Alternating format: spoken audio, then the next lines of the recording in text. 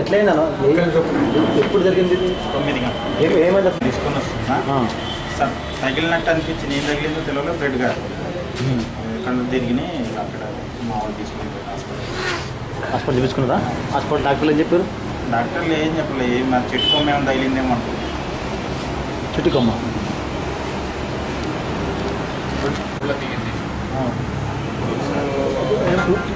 నేను సర్పంచ్ అనుకోండి.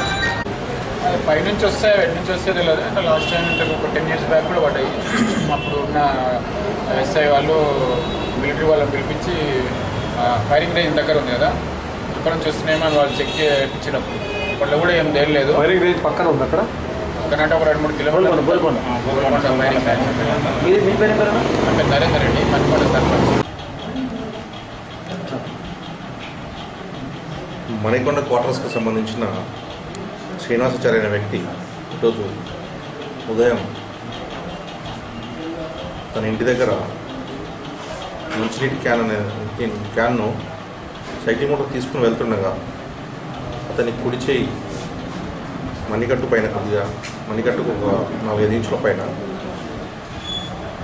చిన్న గాయంలాగా అయి రక్తం కారుతుంటే తను హాస్పిటల్కి వెళ్ళి చికిత్స చేసుకుని వచ్చిన తర్వాత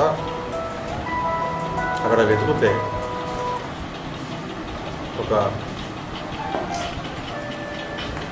బుల్లెట్ గాయం, బుల్లెట్ లాగా యూజ్ చేసిన బుల్లెట్ లాగా కనిపిస్తే అది ఎక్కడి నుంచి వచ్చింది, అతనికి గాయం కానికి జరిగిన సంఘటన బట్టి ఎలా జరిగిందనే దాని మీద పోలీస్ స్టేషన్కి వచ్చినారు. ఇప్పుడు కంప్లైంట్ తీసుకున్న తర్వాత తగి విచారణ జరిపి ఎలా జరిగిందనే దాని మీద